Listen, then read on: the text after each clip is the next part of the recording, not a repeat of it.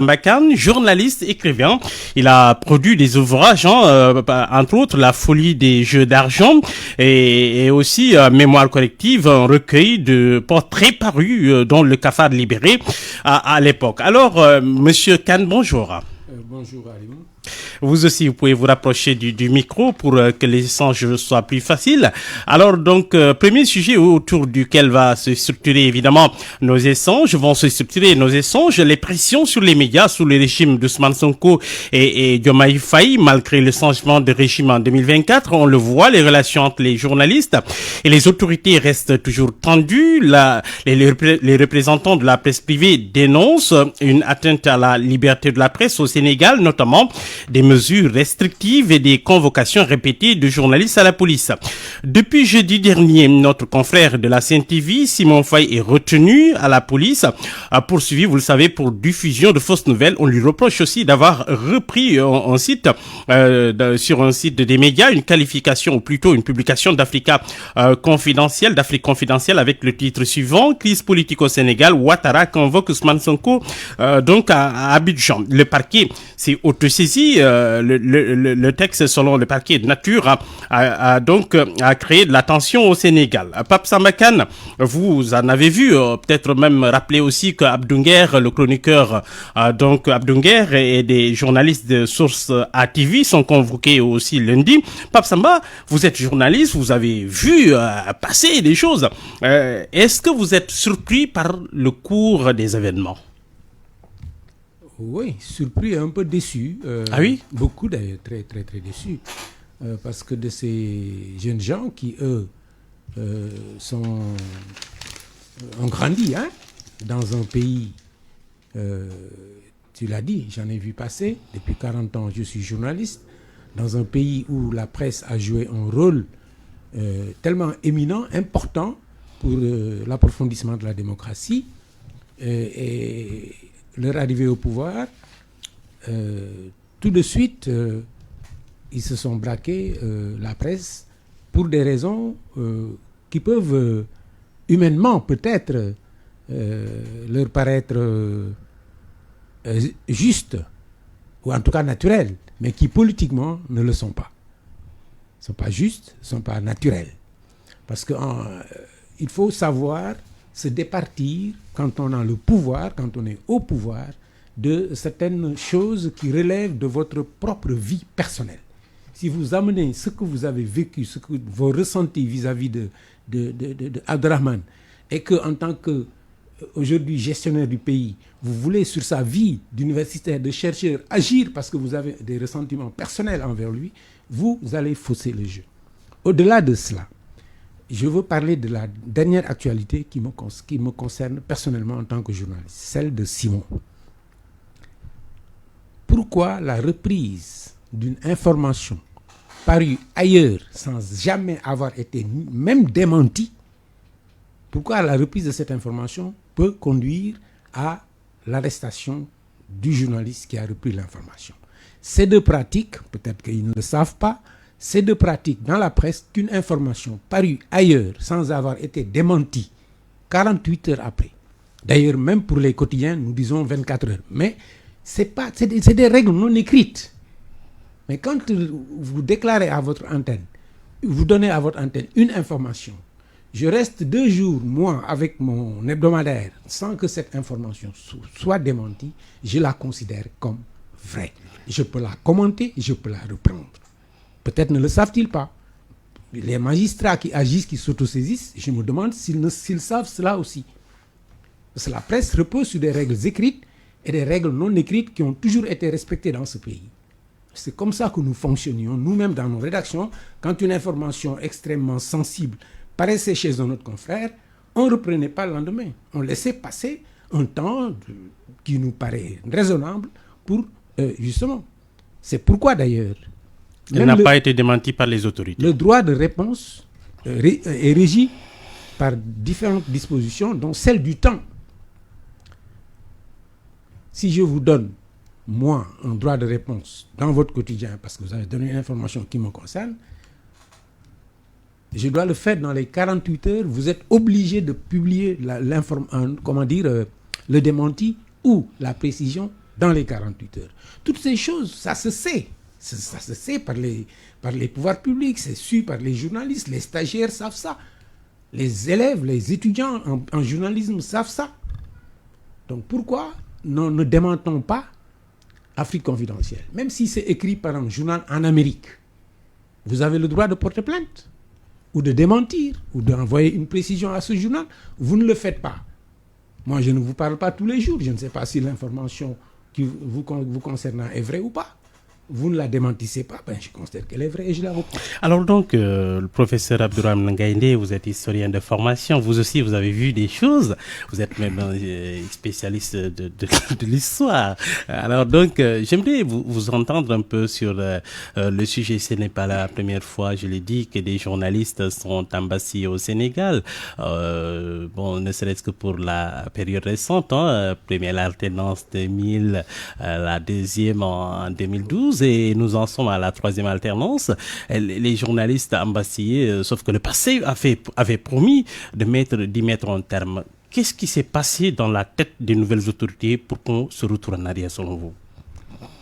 Merci d'abord de me permettre de participer à cette conversation avec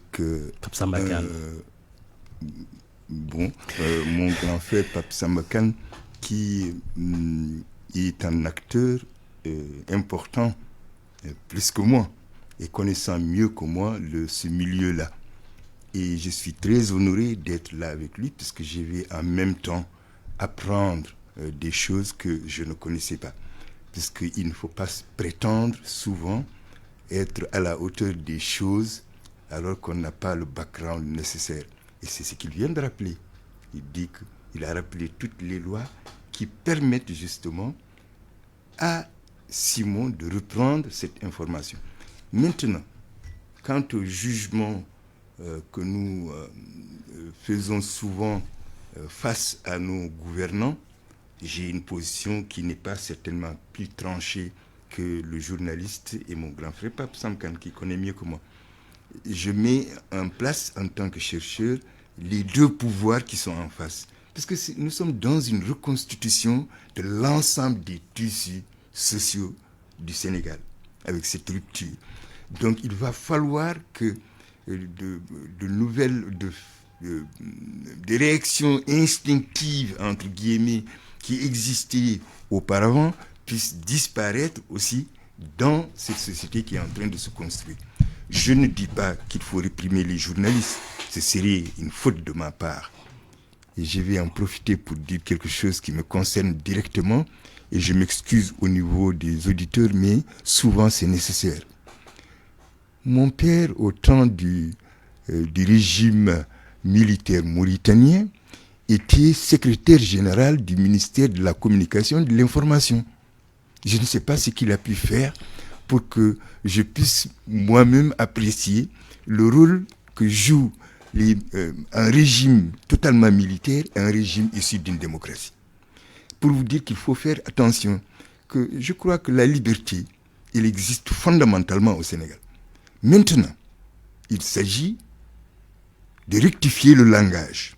Pour moi, aujourd'hui, ce qui prime dans la société sénégalaise, pour accompagner ou même contester le nouveau régime, il faut qu'on change de régime de langage et qu'on aille vers un langage plus constructeur qui s'oppose, mais tout en restant dans les lignes établies par la société, pour que nous soyons dans une société. Peut-être que j'aime beaucoup la paix, mais je ne le dis pas parce que j'aime beaucoup la paix, parce que la paix est nécessaire pour que nous soyons ouverts par rapport à nos textes même qui régissent notre existence, pour que nous ne soyons pas amnésiques par rapport à nos textes. Si nous ne prenons pas donc à bras le corps la mise en place d'un nouveau langage, j'insiste encore puisque c'est important, puisque ce sont les mots qui sont incriminés dans les informations. Donc si on n'attaque pas Ngaïndé, un langage plus simple, qu'est-ce que vous demandez aux journalistes? Est-ce que j'ai la posture de demander aux journalistes quoi que ce soit? sauf de faire leur travail comme Pape Samba Kane le faisait et le fait encore. C'est-à-dire que nous avons dans ce pays des expériences extrêmement importantes. Vous avez parlé du Cafard tout à l'heure. Libéré, oui. Et libéré. Et tout ce gotha qui était autour du journalisme et qui permettait au journalisme sénégalais d'être à la hauteur des défis nationaux, régionaux et internationaux, il ne faut pas que j'exagère, est en train de disparaître ou a disparu quelque part. Donc c'est ça aussi qu'il faut remettre sur place, recéler le quatrième pouvoir, lui donner toutes les compétences nécessaires et l'œil perspicace pour rendre compte des réalités de la société, ne pas seulement réveiller les inimitiés ou les affects qui finalement ciblent une personnalité, une personne ou un groupe et qui créent des dissensions à l'intérieur de notre société. Alors que l'objectif du journaliste, c'est d'informer et de participer à l'éducation et à l'instruction de l'individu dynamique que je suis. C'est l'œil critique aussi, les journalistes. Ah oui, les Abdrahmane Gaïné. Alors donc, en novembre 2022, Pape Samba Kane, je le rappelle pour nos auditeurs, Pape Alé Niang, qui est actuellement directeur général de la RTS, a été emprisonné par le défunt régime pour avoir divulgué des informations non rendues publiques par l'autorité compétente de nature à nuire, je cite, la défense nationale, recel de documents administratifs et militaires, diffusion de fausses nouvelles de nature à jeter le discrédit sur les institutions publiques. Son arrestation, Pape Samba Kane, souvenons-nous, était intervenue après la publication d'informations jugées sensibles liées à la comparution d'Ousmane Sonko, leader de PASTEF, actuel Premier ministre, dans l'affaire Sweet Beauté. À l'époque, Ousmane a souligné, je cite, qu'aucune relation de connivence ne le liait à Pape Alé Niang, affirmant n'avoir jamais dicté sa conduite au journaliste de Dakar Matin, devenu donc le DG de la RTS. Il a qualifié l'emprisonnement de Pape Alé de tentative de musellement de la presse sénégalaise visant à la faire taire. En mars 2021, Ousmane Sonko s'est rendu à Walfadjri, à Sen TV, pour déplorer la coupure du signal par exemple de Sen TV pour 72 heures par le CNRA. Sonko est-il passé de la liberté, de défenseur de la liberté de la presse en censeur des médias? Pape Samba. Alimou, moi je n'aime pas les simplifications. Je vais d'abord dire ce avec quoi je suis d'accord avec Ngaïdé et un peu nuancer ce sur quoi on peut peut-être discuter. C'est-à-dire la question du langage. Elle ne concerne pas seulement la presse, malheureusement. Sur le terrain politique, partout, je veux dire aujourd'hui, l'invective, la stigmatisation des gens du point de vue individuel, et puis même du point de vue des choix idéologiques, on a le droit de stigmatiser personne. En démocratie, la chose la plus élémentaire, c'est d'admettre qu'il y a des gens qui ne sont pas d'accord avec toi. Donc même stigmatiser les choix politiques, idéologiques de quelqu'un, c'est une faute de goût en démocratie. Mais la faute de goût la plus grave, c'est justement l'invective, l'injure, c'est ça qui amène les inimitiés. C'est ça qui fait que des adversaires deviennent des ennemis. Et ça, c'est une sorte d'ambiance généralisée dans laquelle, malheureusement, les journalistes qui devraient pouvoir le faire ne l'ont pas fait. Les journalistes devraient donc sortir, s'extraire de ça. De l'ambiance. Le premier éditorial que j'ai eu l'honneur d'écrire pour le Cafard Libéré, c'était justement d'indiquer aux lecteurs qu'ils ne s'attendent pas, quoi qu'on ait choisi la satire, à de l'invective, de l'injure, etc. Il est là encore, on peut le lire. Et ça, effectivement, les journalistes n'ont pas pu s'en extraire. Surtout de cette ambiance toxique. C'est pas moi que Ngaïdé va convertir, il n'en a pas la prétention d'ailleurs. J'ai écrit en 2009 les écrits d'Ogias, les pages sombres de la presse, un essai où je prévenais sur ce qui nous arrive aujourd'hui. Je disais que si on ne fait pas attention, nous allons arriver au mur. Mais le mur, nous y sommes aujourd'hui. Ça ne change pas que la presse reste régie par des textes et des pratiques séculaires que nous avons le droit de demander aux autorités de respecter.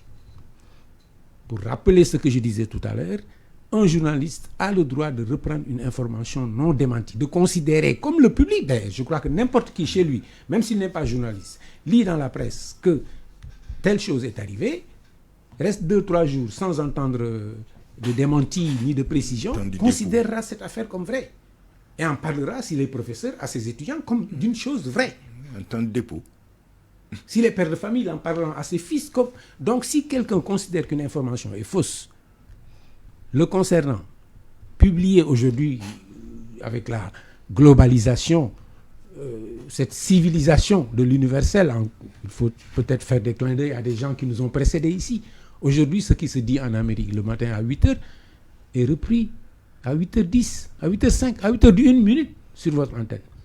Donc, il faut, si quelque chose de pas vrai est dit sur le Sénégal, la démentir si elle n'est pas vraie. Sinon, les gens ont le droit de reprendre ça. C'est pas une raison aussi pour écrire n'importe quoi, non. Il n'y a pas de n'importe quoi.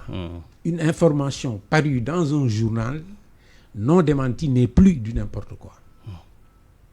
Si vous écrivez n'importe quoi sur moi, attendez-vous à ce que je vous envoie, non pas le tribunal, mais qu'au moins je vous envoie un démenti. Une précision, si elle n'est pas tout à fait fausse, mais qu'elle comporte des nuances à préciser. Voilà. Maintenant, je ne veux pas personnaliser les choses. Je vous pose des questions précises, je suis factuel là. Je réponds à tes questions. Factuel, tu me rappelles des choses qui sont passées ici dans ce pays. À l'époque, j'animais un journal et j'avais dit ce que j'en pensais. Je pense qu'un journaliste peut avoir de la sympathie, peut même être affilié à un parti, à un homme politique. Mais à ce moment, il faut que ce soit juste clair. Aujourd'hui, j'entends souvent stigmatiser le journal dans lequel justement Simon exerce. Tribune, comme étant proche d'un homme politique. Mais il y a Yoor, qui est presque l'organe central de Pastef. C'est normal. Il y a toujours eu des journaux d'opinion au Sénégal. Je ne reproche pas d'être l'organe central de Pastef. C'est normal. J'ai déjà vu des journaux comme ça. Des journaux d'opinion, il y en a beaucoup. Non, ceux qui animent ce journal n'étaient même pas encore à l'école peut-être. J'ai vu un organe central du Parti Socialiste, un organe central du PIT, l'organe central. Le PDS n'a pas eu un organe central, mais un journal affilié, SOPI. Ça n'est pas interdit. On ne peut pas stigmatiser un journaliste parce qu'il a des penchants politiques, une tendance politique, etc. Mais il faut l'exprimer clairement. Ce qu'il faut faire, c'est que les journalistes, même s'ils ont des sympathies, qu'ils mettent ces sympathies en arrière-fond de leur travail professionnel. De toute façon, on ne peut pas se cacher derrière son petit doigt. Ce qu'on pense, il paraît entre les lignes, il paraît dans nos silences même. Mais ce n'est pas interdit en démocratie d'avoir une sensibilité politique. Mais quand on a choisi, c'est comme les magistrats. Vous croyez qu'ils sont neutres comme ça, ils ne pensent pas de bien de quelqu'un et du mal de quelqu'un d'autre? Mais si, ils ont des hommes politiques qu'ils préfèrent à d'autres hommes politiques. Mais si ces deux hommes politiques se retrouvent devant eux, ils ont l'obligation de les traiter de façon égalitaire face à la loi, et de trancher en faveur et en défaveur de celui que la loi désigne comme étant coupable ou non. Donc c'est comme ça, les journalistes aussi devraient pouvoir faire cela. Parce que ce métier répond à des règles précises. Les faits sont sacrés, dit-on. Le commentaire, il est libre. Libre jusqu'à quel point? Libre au point, sur la ligne de démarcation entre la critique et l'injure, la diffamation et l'invective. C'est des choses qu'on ne doit pas faire. Il faut se l'interdire quand on est journaliste. Je ne vois pas dans ce qu'on reproche, pour revenir à Simon, je n'ai pas vu d'invective ni d'injure. À l'époque, je le rappelais, Pape Samakan, Ousmane Sonko s'est rendu à Walfadjri et à des médias pour soutenir les journalistes. Aujourd'hui, le pouvoir, on lui reproche exactement. Tu veux me faire parler de politique et je vais en parler. Les hommes politiques, quand ils sont dans l'opposition, et ça c'est pas très éthique, ont des positions qu'ils n'ont pas quand ils arrivent au pouvoir. Et pourtant, lui, il dit qu'il est carrément différent. C'est pas... Il est différent dans des autres hommes politiques. Oui, mais ça, tu peux le croire, toi, si tu veux. Mais laisse-moi t'expliquer. Je pose la question. Laisse-moi t'expliquer, moi, que les hommes politiques, et je les observe de près depuis 40 ans, dans les yeux, parce que je suis journaliste, je suis obligé de les observer de très près. J'ai fait le portrait de près de 400 hommes politiques dans ce pays. La moitié ou plus que ça, je les ai rencontrés, j'ai eu des entretiens avec eux, peut-être plus d'une fois avant de faire leur portrait. J'ai couvert des campagnes électorales, j'ai couvert des meetings, des réunions, des machins où l'on tenait les gens en haleine pendant jusqu'à 2 heures du matin pour leur faire signer des choses qui avaient été décidées à 17 heures. Parce qu'on épuise les gens d'abord dans les réunions avant de leur dire, bon voilà, et ils signent parce qu'ils veulent aller manger, retrouver leur femme. C'est des choses que j'ai vues. Je connais un peu ce monde politique. Les hommes politiques, c'est vous qui en attendez des positions, des postures éthiques, morales, etc. Moi, je ne m'y attends pas. Et tout le monde me connaît, je ne suis pas cynique. Au contraire, sur un point, je rencontre Ngaïdé. Je suis un homme absolument pacifique.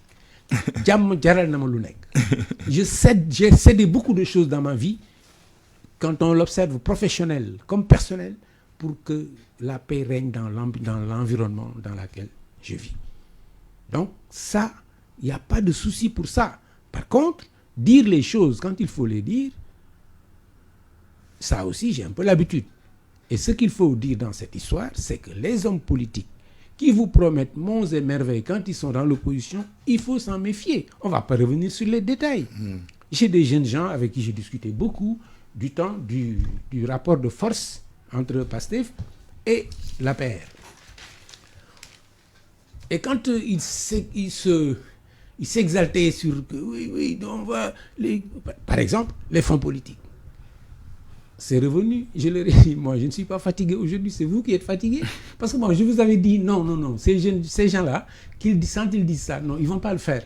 Ils vont avoir des fonds politiques parce qu'on ne peut pas diriger un État sans avoir ce type de fonds. Très bien. Alors, Abdrahmane... Et aujourd'hui, quand les mêmes jeunes gens reviennent m'interpeller sur des choses comme ça, ils s'excitent, je dis non, mais ne me fatiguez pas. Moi je n'ai aucun problème. Parce que je ne m'attendais pas à ce qu'ils changent, à ce qu'ils ne prennent pas ça. Et ça, c'est valable pour plein d'autres choses qu'ils s'étaient engagés à faire, y compris justement d'être des hommes tolérants vis-à-vis de la presse, de respecter la liberté de la presse, etc. Mais je pouvais y croire parce qu'ils en parlaient. Mais j'ai toujours ce fond dont je viens de vous parler, de me méfier un peu des promesses et des engagements que les gens font quand ils n'ont pas encore le pouvoir. Et donc, quand ils arrivent au pouvoir, je suis rarement déçu par leurs attitudes. Abdrahmane Gaïndé, Sonko et Diomaye sont-ils différents finalement des autres qui sont passés, que vous avez vus passer? En tout cas sur la liberté de la presse. Ah, vous précisez davantage sur la liberté d'opinion de manière plus générale. Bon, nous avons tout à l'heure écouté avec beaucoup d'attention ce que Pape Samba Kane en a dit. Et je crois que oui, je vais dire peut-être la même chose que Pape Samba Kane. Il ne faut pas me pousser à dire de la politique, faire de la politique, alors que je m'interdis justement de faire de la politique, puisque tout simplement, je n'ai pas cette posture, je ne dois pas avoir cette posture. Mais comparer des régimes qui se sont succédés alors que ce régime vient de faire juste 1 an, il est vrai qu'on ne peut pas... c'est-à-dire qu'une injustice, si elle est commise, elle est une injustice. On ne peut pas l'évaluer par rapport à une situation antérieure ou une situation qui peut venir. On la juge au moment où elle se déroule. Vous avez rappelé tout à l'heure que le Premier ministre a visité des stations de communication et qu'il avait défendu tout le long de son opposition, défendu la presse, mais tout d'un coup, il y a un changement à l'intérieur. Et je crois qu'il faut qu'on assainisse, comme il l'a dit, les relations entre ces 2 champs de pouvoir qui, en réalité, maintiennent la tension et la discussion dans l'espace public sénégalais. Je vais dire une chose.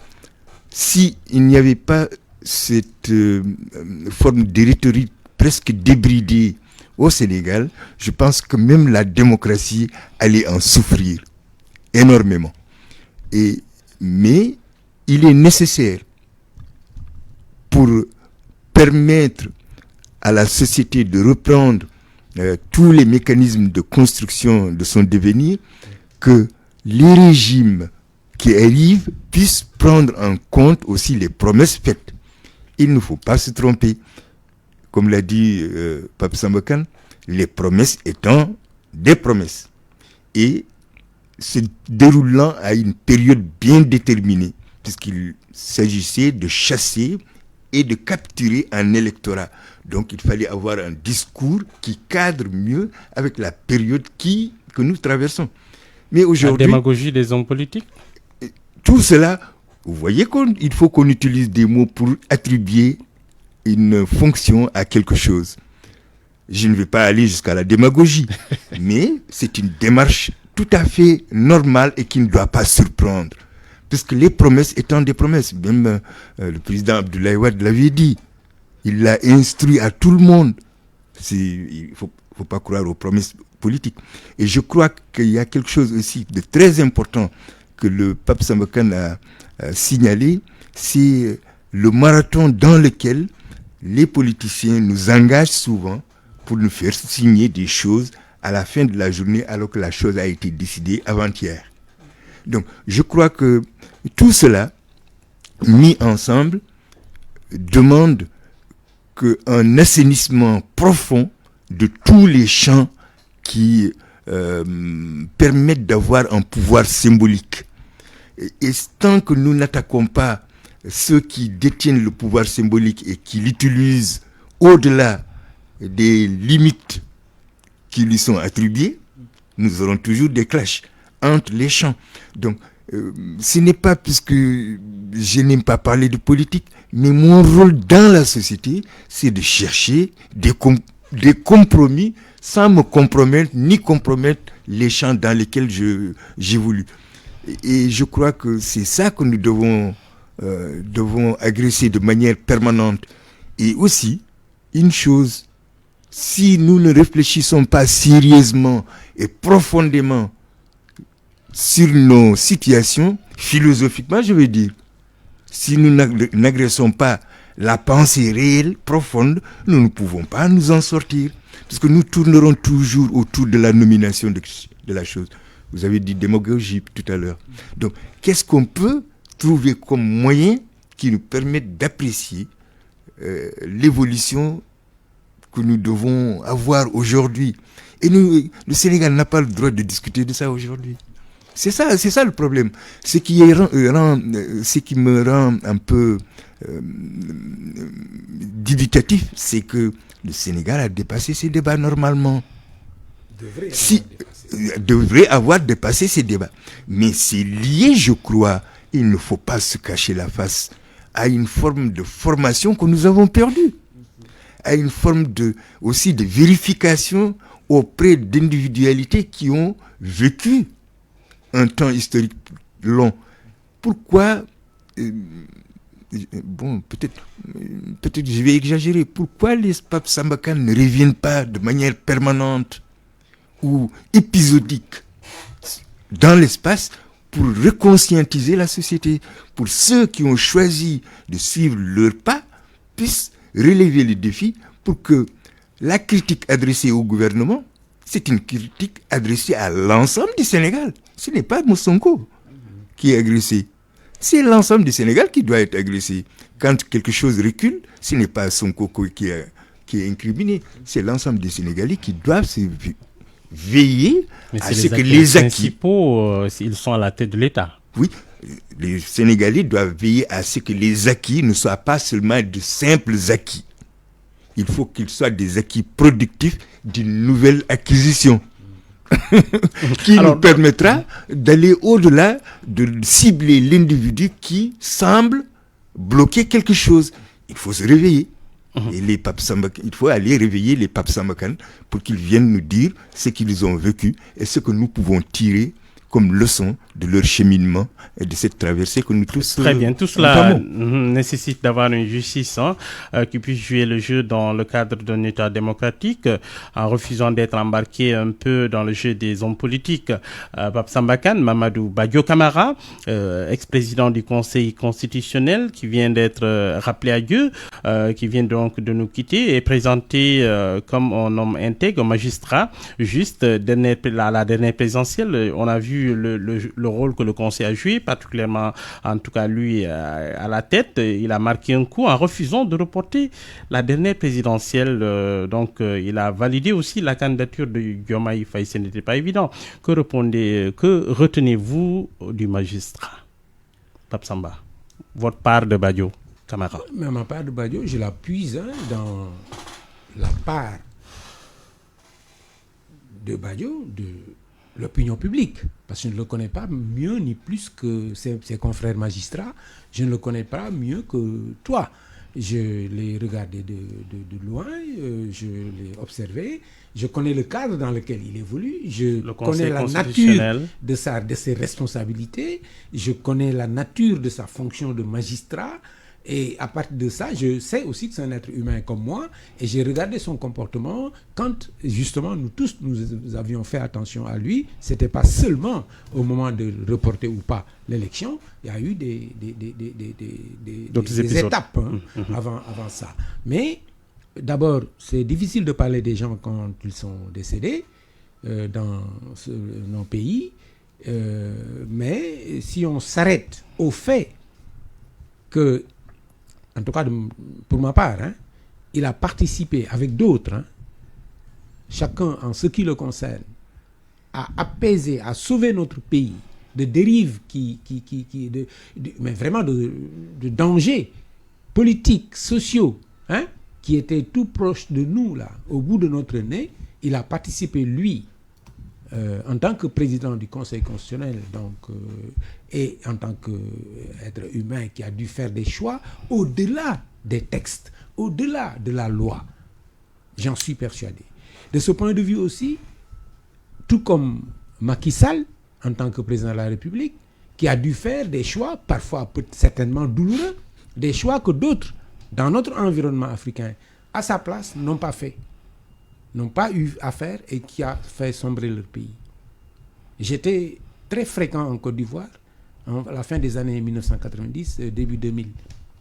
Je voyais venir les dangers, et il n'y a eu personne, ni le chef de l'État d'alors, ni le Conseil constitutionnel d'alors, ni la commission électorale d'alors, pour faire ce qu'au Sénégal, ici, chacun avait fait à ce moment-là, parfois dans la douleur, pour lui-même, ou pour son entourage, ou pour ses partisans, pour que ce pays ne sombre pas. Et de ce chantier-là, même des étrangers, des pays étrangers qui nous veulent du bien, ont participé à sauver ce pays. Je vais vous poser une question. Est-ce que vous avez jamais vu, Gaïdé, quand même, Alimou, même si tu es jeune, ça fait quand même une bonne vingtaine d'années que tu vas être journaliste, je crois. Est-ce que vous avez jamais vu l'ambassadeur des États-Unis, l'ambassade des États-Unis, s'impliquer aussi de façon aussi proche dans la politique intérieure du Sénégal que durant cette période-là, en faisant des communiqués, en mettant en garde le pouvoir, le président de la République presque directement. En 2012 aussi, on a frôlé le pire, un peu. Alimou, ce que je dis n'a rien à voir avec non, il faut qu'on sache que ce pays-là a été sauvé de périls réels parce que des gens se sont fait violence. Sur le plan géopolitique, ce que représente le Sénégal pour ce qu'on appelle la communauté internationale, avec ce qui est arrivé autour de nous avec les pays de l'AES, même une organisation comme la CEDEAO a failli exploser. Il restait le Sénégal, un peu la Côte d'Ivoire, parce que la Côte d'Ivoire était moins en danger que nous, même, je veux dire, en danger immédiat que nous. Aujourd'hui, nos pays sont tout le temps en danger. Regardez ce qui se passe aujourd'hui en Côte d'Ivoire. Ce qui avait fait exploser la Côte d'Ivoire est en train de revenir. Ouais. Cette histoire de nationalité.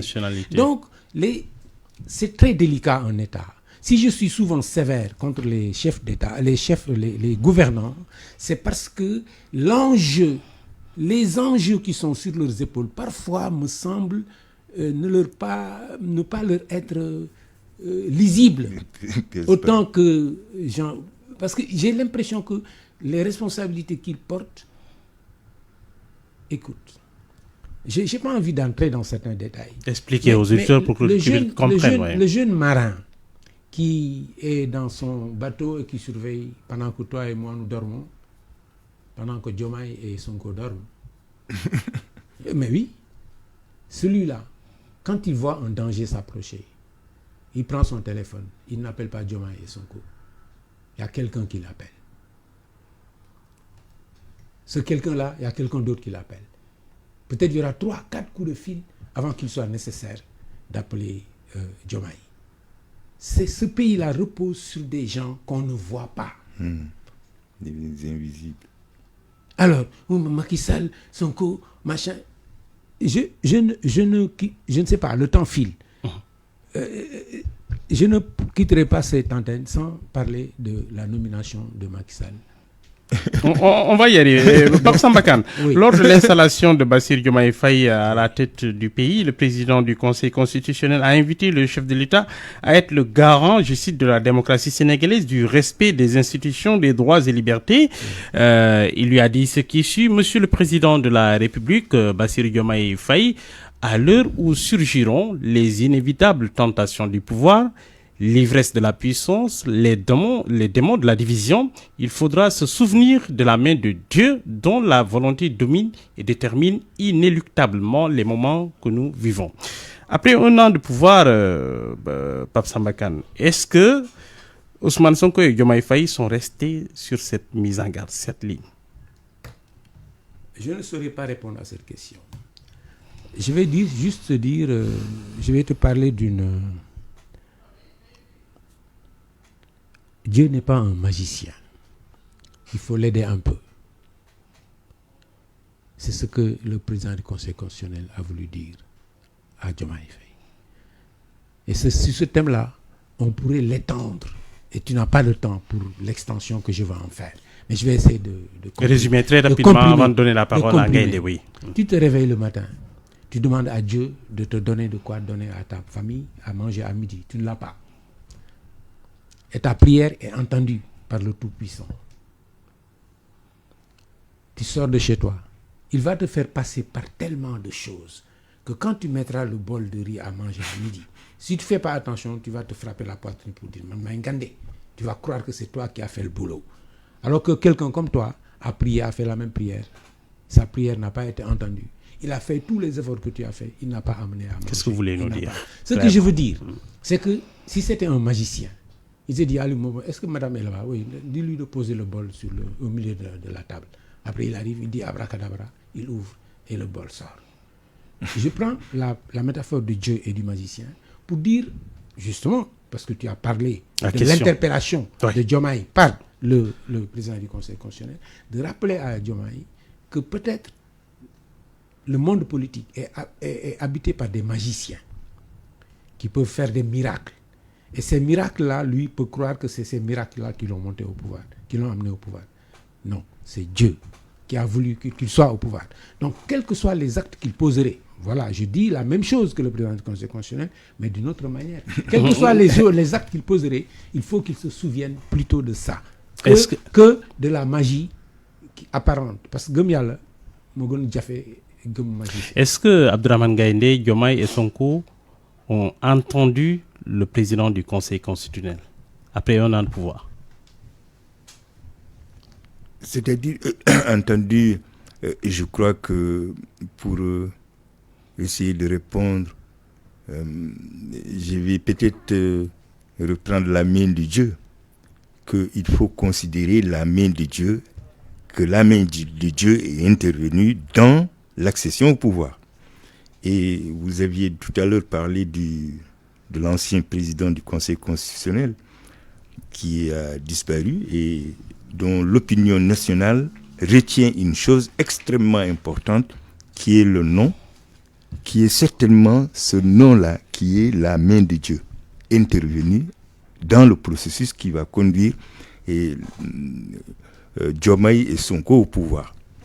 Quant au respect du Conseil qui avait été prodigué, je vais répondre comme Pape Samba Kane. Je ne pourrai pas répondre s'ils ont sérieusement respecté, puisque il faut aussi souvent, je vais devenir historien, même si je ne suis pas pour la longue durée dans ce qu'on étudie généralement. Il faut donner de la longue durée pour les politiciens, puisque les changements sociaux et le comportement réel d'un politicien qui vient d'arriver au pouvoir, il faut lui donner le temps nécessaire pour qu'il s'adapte d'abord. Je ne défends pas, mais je crois que c'est une réalité. En une année de pouvoir, on ne peut pas déployer l'ensemble des attentes ou même des conseils qui ont été prodigués. Et l'un des conseils qui a été prodigué et qui me semble extrêmement important et sur lequel il faut attirer l'attention, comme vous le faites, c'est de respecter justement la volonté qui a été celle de Dieu et celle de l'homme intègre aussi, qui ont permis l'accession au pouvoir de ce régime qui est encore aujourd'hui sur place. Mais quant à suivre comme un thermomètre avec ces millilitres le fonctionnement même intérieur de nos politiciens en fonction de ce qu'ils ont reçu comme conseil, ce serait extrêmement difficile pour moi de le faire. Parce que c'est peut-être même étude peut-être un peu psychologique pour voir exactement s'ils eux-mêmes répondent aux critères qu'ils veulent nous imposer comme étant des chefs. Est-ce que ceux qui avaient les possibilités de leur donner tous ces conseils ont un impact réel sur leur propre personnalité, sur leur propre individualité? Je pense que c'est ça qui est extrêmement important. Plus le pouvoir continue, plus l'individu reprend sa forme à l'intérieur de ce qu'il a toujours été. C'est ça que nous devons surveiller. Et c'est pourquoi c'est nécessaire de revoir tous les discours qui ont été prononcés pour qu'on puisse savoir est-ce que la démarche et le projet qui est derrière est en train de s'appliquer réellement sur le terrain. Tant que nous ne pouvons pas vérifier avec le temps passé, le temps long nécessaire pour capitaliser tout ce qui a été fait, on ne peut pas hasarder en une année de faire une analyse tranchée par rapport à une démarche. Un mot sur le président Macky Sall, vous voulez en parler, Pape Samba Kane. Macky Sall critiqué en tout cas par le nouveau régime au Sénégal. Il brille à l'extérieur apparemment, coopté par le conseil de la fondation Mo Ibrahim. Vous voulez en dire un mot? Oui, je vais commencer par une petite parenthèse parce que en ligne, tu as dit critiqué par le nouveau pouvoir. Je crois que d'abord, les critiques contre Macky Sall peuvent être quand même un peu, je veux dire, sinon abandonnées, en tout cas un peu atténuées, quoi. Parce que c'est un serpent qui est déjà passé. Les traces, nous les voyons.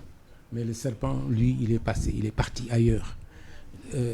Ensuite, une deuxième chose, pour rester sur l'actualité, il est critiqué. La dernière critique, c'est qu'il fait des choses, n'est-ce pas? C'est ce que le président a dit, le président de la République. République. Il fait des choses de la bouche d'un président. Non, un président, il me dit, voici ce qu'il y a. Il devait nommer les choses. Attends. Il me dit, voici ce qui se passe. Ou il ne me dit rien. Parce qu'il a le droit de garder, d'ailleurs, il doit garder beaucoup de secrets en président. Ou il sait des choses nécessaires à dire aux gens. Il le dit de façon claire. Parce que Macky Sall fait des choses.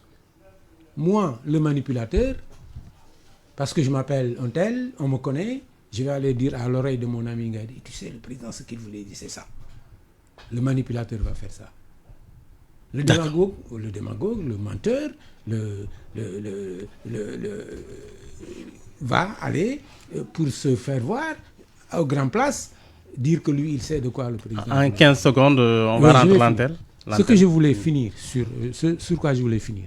Quand Macky Sall est nommé dans un poste aussi prestigieux, c'est comme si on me dit, en football, par exemple, le Real de Madrid a coopté Ibrahima Sarr. je ne le connais ni d'Adam ni d'Ève, mais j'en suis content. Laisse-moi terminer.